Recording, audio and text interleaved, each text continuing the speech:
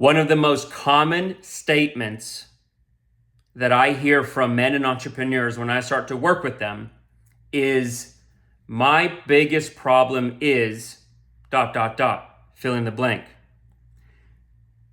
And usually that's logically understandable why somebody would be engaging with me, talking with me, and looking for my input, coaching, insight, help, right? Is that there is a problem, challenge, or obstacle to getting to an outcome, goal, or result. That is a simple math formula, is understandable. Now, whatever typically comes after my biggest problem is ... fill in the blank. Usually, no matter what comes after that opening statement, and I've heard all kinds of my biggest problem is statements, whatever they say, so often to me, I now know from years of coaching and personal experience, right, is that so often what most people, men, think their biggest problem is, isn't their biggest problem. Like, sure, not knowing what you don't know may be part of the problem. And as I've shared in previous videos, by default, let me say this, if something is a goal, then that means you don't have it yet. Because if it's a goal, something that we have can't be a goal anymore. We have it. And if it's a goal, and so therefore by default you don't have it, then by default there is something you don't know. And until you get the goal, you don't know what you don't know. That's part of the process of life and the game of life, going after things, making things happen. However, and I want you to listen to me closely, while not knowing what we don't know is maybe a part of the problem, the much bigger problem, from my perspective and in my experience, is not doing what it is that you do know. Think about that, right? This is how I so often see and meet men, entrepreneurs, and I used to be like this in the past too. We turn self-help into shelf-help. All the seminars, the audio programs, the books, the courses, they just sit on a shelf, right? And I see this epidemic of us turning self-help into shelf-help. Because of the ease of access to information, which is a good thing, we tend to now overconsume and underproduce. And this gives us an illusion of knowing something, but we only know it intellectually. We don't know it in terms of congruence and results. And this correlates to so many of the other videos that I've published, but when I hear let's say I'm talking to a client for the first time, and they say, my biggest problem is fill in the blank, I can ask them questions like, and I'll do this a little bit later in the conversation to camouflage it. So tell me about the last 10 to 15 books you've read. They'll list them out. Tell me about the podcasts you listen to. Tell me about YouTube channels you follow. Tell me about the courses you've taken in the last 2 years, conferences and seminars you've gone to, et cetera, et cetera, et cetera. And if I take notes on that and I tabulate it all up and sum it all up, that so often can reflect thousands and thousands of dollars of investment, hundreds of hours of investment, and so often, so much of the information they've consumed, if you look at it from a bird's eye view, would seem to directly correlate to solving the biggest problem that the person says they have. So how's that possible? Think about it. How's that possible?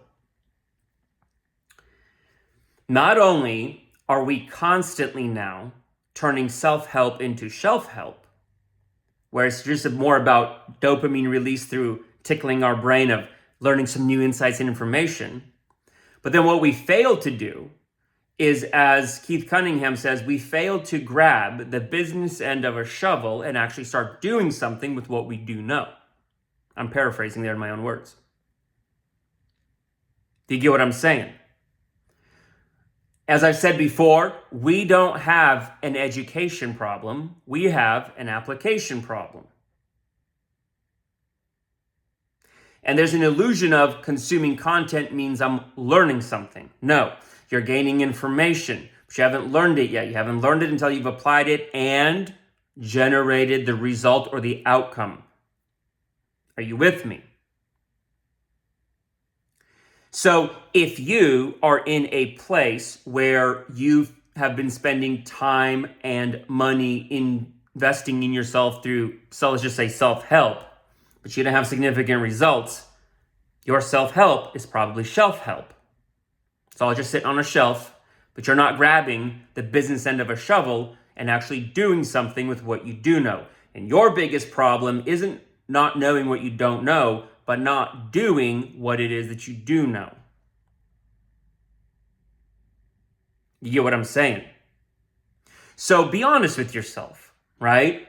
We can put on masks with other people, which most of us generally do.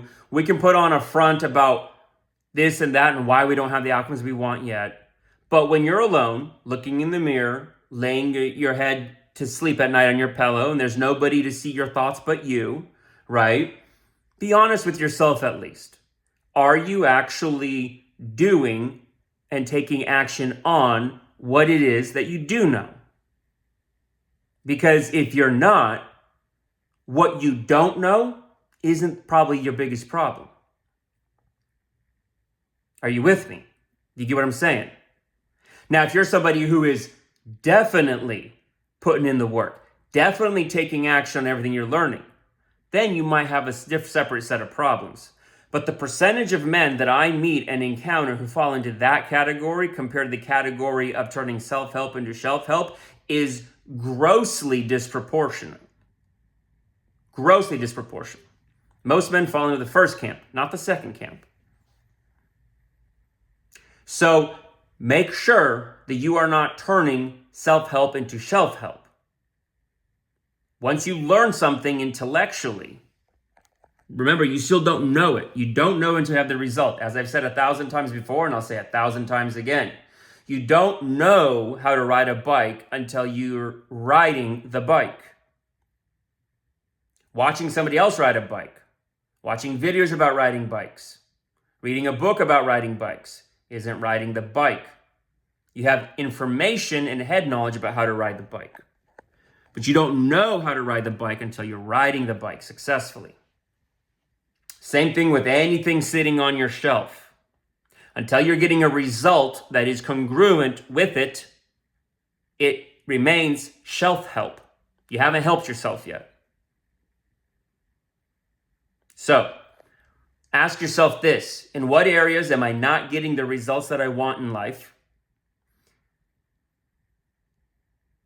And then the second question is, based upon all the information I already do know, where am I not grabbing the business end of a shovel and just putting in the work?